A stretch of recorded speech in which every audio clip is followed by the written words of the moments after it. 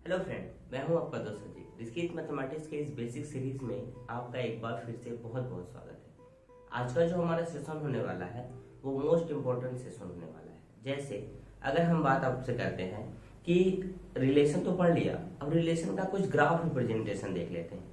Relation में कुछ matrix format कैसे बनते हैं ये देखेंगे। और आज का जो हमारा इम्पोर्टेंट सेशन में जो पार्ट आता है उसको बोलते हैं कंपोजिशन और रिलेशन।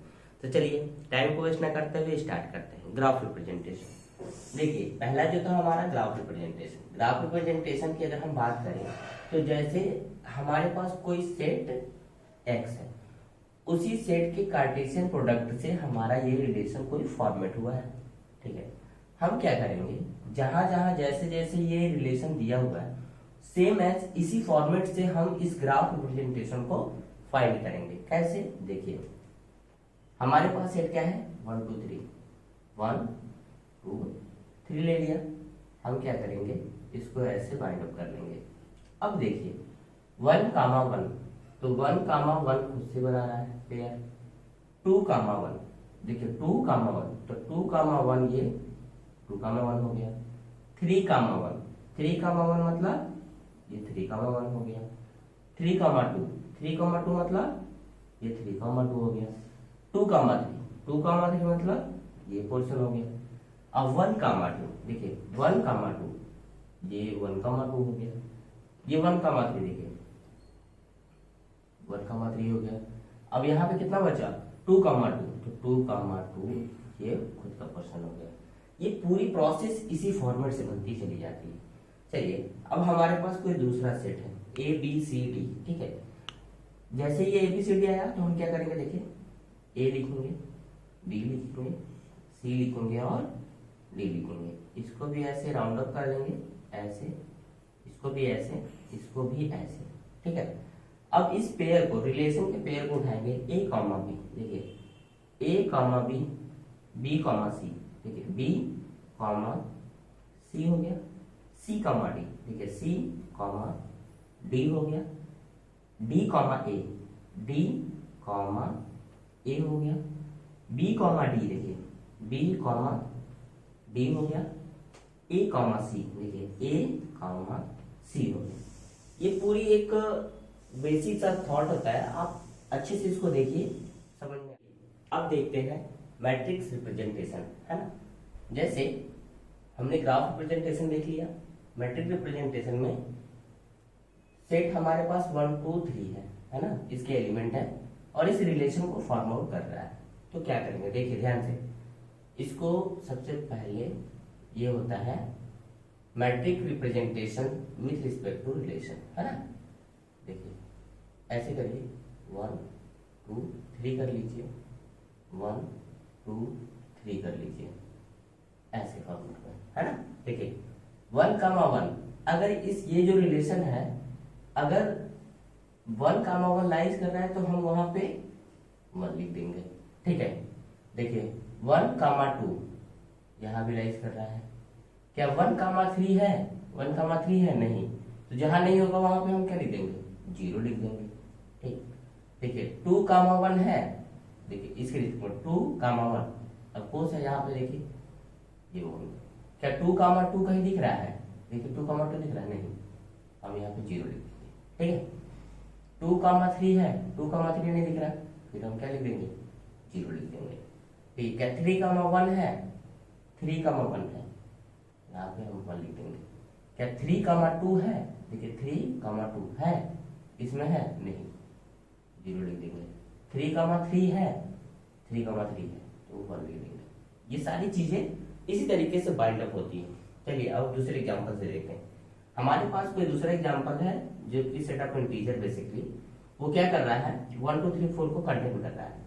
तो देखिए इसका मैट्रिक्स फॉर्मेशन कैसे देखेंगे, एम आर, देखिएगा 1 2 3 4, 1 2 3 4, ऐसे 1 कामा 1 है यहाँ पे, 1 कामा 2, 1 कामा 2 है, 3 कामा 1, देखिए 3 है कामा 1, क्या यहाँ पे है, यहाँ पे है ना, ये भी 4 कामा 1, 4, 1 यहाँ पे, ठीक है, ये हो गया 3, 2, देखिए 3, 2, 3, 2, देखिए यहाँ पे है ना पूरा पोर्शन बन रहा है, देखिए 3,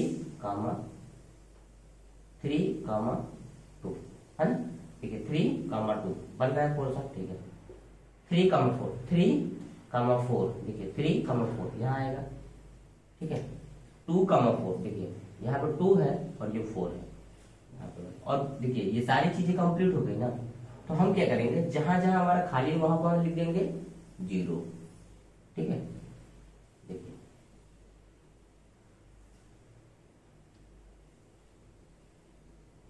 ये हमारा मैट्रिक्स बन करके तैयार हो गया। ये सारी चीजें इसी तरीके से होंगी, ठीक है। अब हमारे पास कोई तीसरा है सेट, देखिए कैसे, ध्यान से इसको हम लोग करेंगे MR से रिप्रेजेंट, लिखेंगे ABC, ठीक है। हमारे पास A, A है, क्या A, B है? बिल्कुल है। क्या A, C है? बिल्कुल है। ये सारी चीजें कंप्लीट हो गई। B, C देखिए, B और C है। क्या B, A है कहीं? नहीं है। B, B है, देखिए यहाँ पे, है ना, और यहाँ पे 0 हो जाएगा। C, A है, C, A है, 1 लिख देंगे। C, B है, C, B क्यों दिख रहा है? नहीं दिख रहा, तो हम लोग यहाँ पे 0 लिखेंगे। C, C है, अपोज है। तो ये सारी चीजें पूरा प्रॉपर तरीके से हो गई। जब ये पूरा पोर्शन हम देख लेते हैं, अब हमारा जो तीसरा पोर्शन आता है उसको बोलते हैं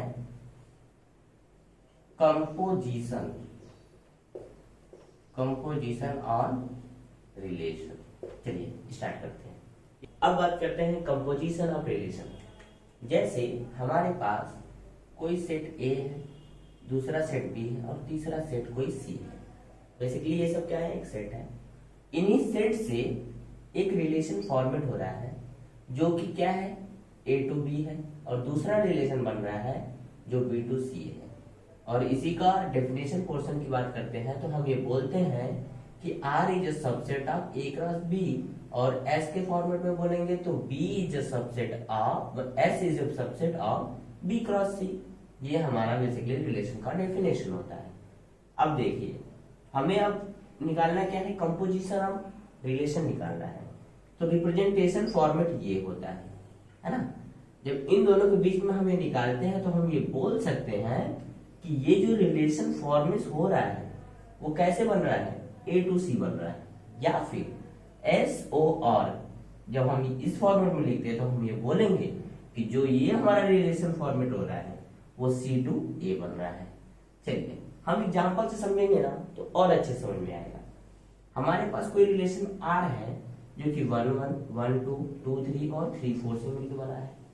हमारे पास दूसरा कोई रिलेशन है वो 1 3 2 3 3 1 और 4 2 से मिलकर के बना हुआ है। देखिए यहाँ पे कॉन्सेप्ट क्या होता है। जब हम बात करते हैं ROS या फिर रिलेशन, ये बेसिकली फॉर्म का फॉर्मेट होता है, और रिलेशन R to S के फॉर्म में अगर हम बात करते हैं तो देखिए ध्यान से देखिए,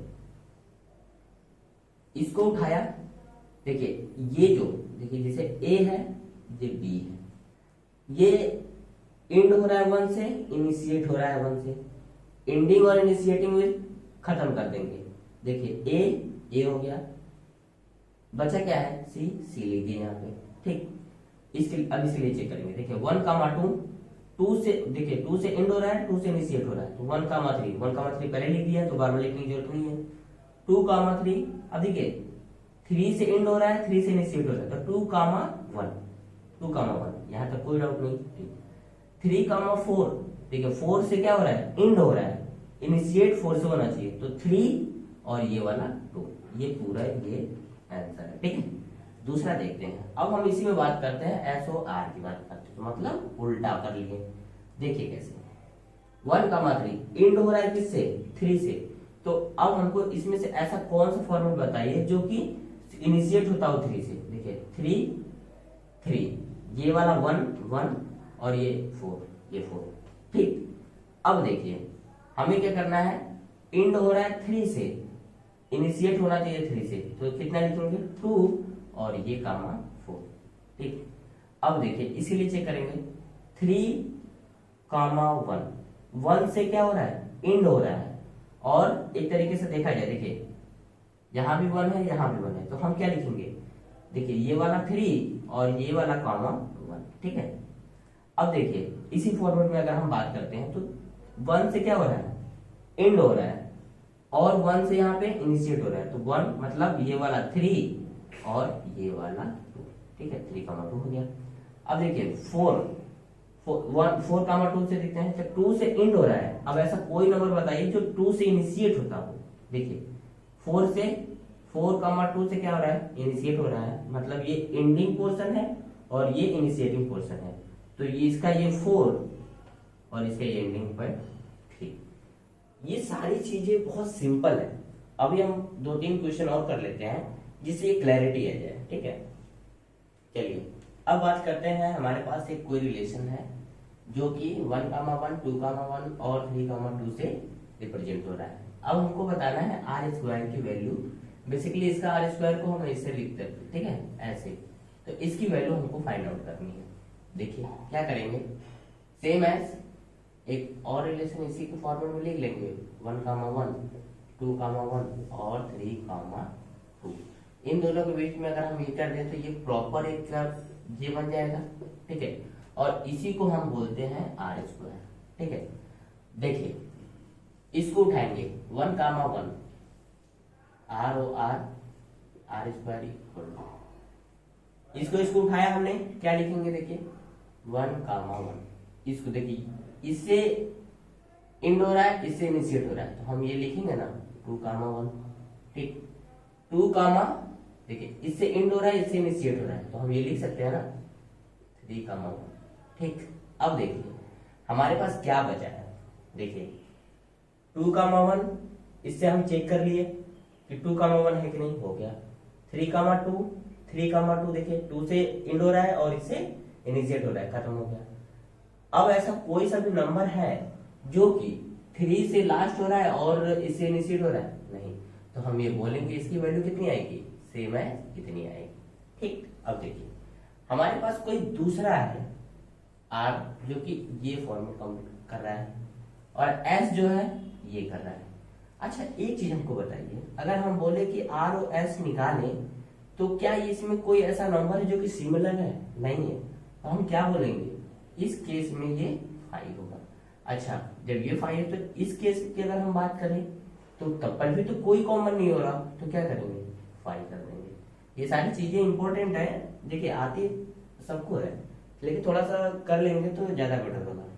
दूसरा जो तीसरा एग्जाम्पल है हमारे पास, आर इस फॉर्मूले में दिया है, एस इस फॉर्मूले में दिया है। अब हमें बात किया है किसका, आर और एस की अगर हम बात करें, इसको उठाएंगे, इसमें चेक करेंगे।